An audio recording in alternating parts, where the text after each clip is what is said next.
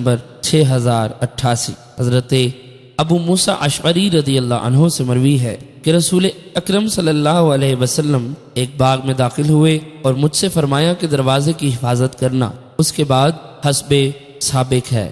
حدیث نمبر 6089 حضرت ابو موسیٰ اشعری رضی اللہ عنہ سے مروی ہے، انہوں نے اپنے گھر میں وضو کیا، پھر نکلے اور کہا آج میں سارا دن رسول اکرم صلی اللہ علیہ وسلم کے ساتھ رہوں گا۔ وہ مسجد میں آئے اور حضور علیہ السلام کے بارے میں پوچھا تو صحابہ کرام نے بتایا کہ آپ فلاں طرف کو گئے ہیں۔ حضرت ابو موسیٰ اشعری رضی اللہ عنہ فرماتے ہیں میں بھی پوچھتے پوچھتے آپ کے پیچھے گیا، حتیٰ کہ حضور علیہ السلام عریس کنویں والے باغ میں داخل ہو گئے۔ میں دروازے کے پاس بیٹھ گیا اور اس کا دروازہ لکڑی کا تھا۔ رسول اکرم صلی اللہ علیہ وسلم قضاء حاجت سے فارغ ہوئے اور آپ نے وضو کیا تو میں اٹھ کر آپ کی خدمت میں حاضر ہوا۔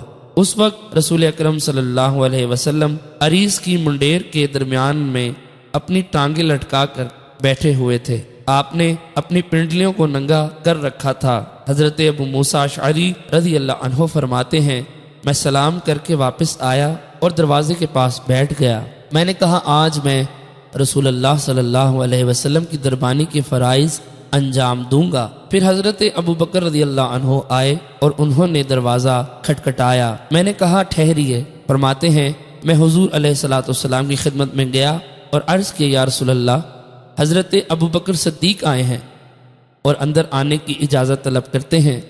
آپ نے فرمایا ان کو اجازت دو اور جنت کی خوشخبری بھی دو۔ فرماتے ہیں میں آیا حتیٰ کہ حضرت ابو بکر صدیق رضی اللہ عنہ سے کہا آپ داخل ہو جائیں اور نبی اکرم صلی اللہ علیہ وسلم آپ کو جنت کی خوشخبری دیتے ہیں۔ حضرت ابو موسیٰ اشعری رضی اللہ عنہ فرماتے ہیں حضرت ابو بکر صدیق رضی اللہ عنہ اندر آئے اور رسول اکرم صلی اللہ علیہ وسلم کی دائیں جانب آپ کے ساتھ منڈیر پر بیٹھ گئے اور حضور علیہ السلام کی طرح اپنی ٹانگیں لٹکا دی اور پنڈلیوں کو ننگا کر لیا۔ حضرت ابو موسیٰ رضی اللہ عنہ فرماتے ہیں میں واپس آ کر بیٹھ گیا اور میں اپنے گھر میں اپنے بھائی کو وضو کرتا ہوا چھوڑ آیا تھا کہ وہ مجھ سے آ ملے گا۔ میں نے دل میں کہا اللہ تعالیٰ فلاں یعنی میرے بھائی سے بھلائی کا ارادہ فرمائے گا تو اسے بھی لے آئے گا۔ اتنے میں ایک شخص دروازہ کھٹکھٹا رہا تھا۔ میں نے پوچھا کون ہے؟ فرمایا میں عمر بن خطاب ہوں۔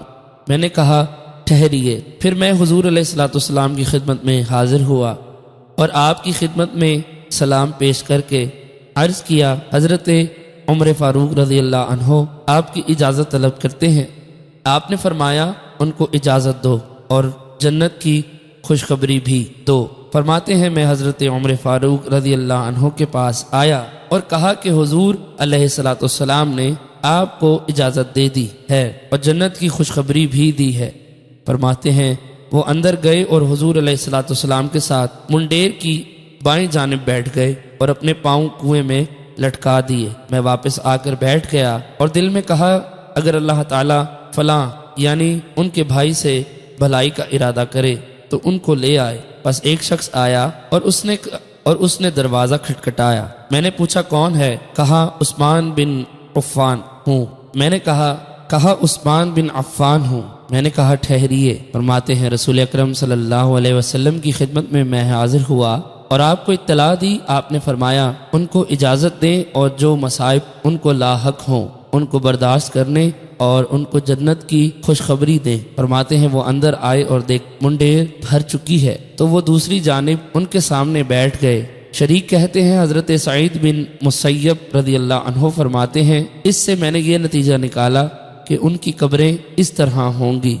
حدیث نمبر 6090 حضرت ابو موسیٰ اشعری رضی اللہ عنہ فرماتے ہیں میں حضور علیہ السلام کا قصد کر کے گھر سے نکلا تھا۔ میں نے دیکھا کہ آپ باغات کی طرف نکل گئے ہیں۔ میں آپ کے پیچھے چلا۔ میں نے دیکھا کہ آپ کنویں کی منڈیر پر بیٹھے ہوئے ہیں۔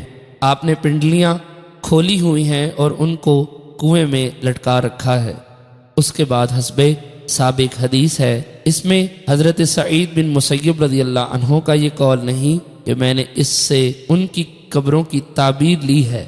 6091 حضرت ابو موسیٰ اشعری رضی اللہ عنہ بیان کرتے ہیں کہ رسول اکرم صلی اللہ علیہ وسلم ایک دن مدینہ طیبہ کے ایک باغ کی طرف کسی کام کی غرض سے گئے، میں ابھی آپ کے پیچھے چلا۔ اس کے بعد حسب سابق حدیث ہے، حضرت سعید بن مسیب رضی اللہ عنہ فرماتے ہیں، اس حدیث سے میں نے یہ نتیجہ نکالا کہ حضرت ابوبکر صدیق رضی اللہ عنہ اور حضرت عمر فاروق رضی اللہ عنہ کی قبریں حضور علیہ الصلوۃ والسلام کی قبر انور کے ساتھ ہوں گی، اور حضرت عثمان غنی کی قبر الگ ہوگی۔